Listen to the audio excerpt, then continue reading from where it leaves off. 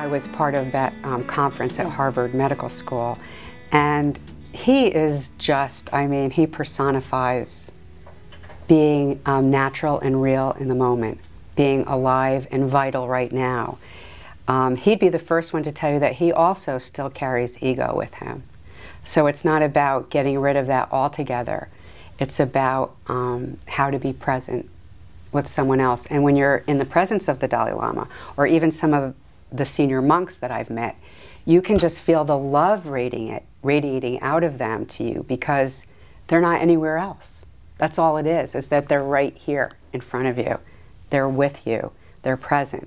And so I think that was the most extraordinary thing about being in the presence of the Dalai Lama. The other thing is that he's hysterical.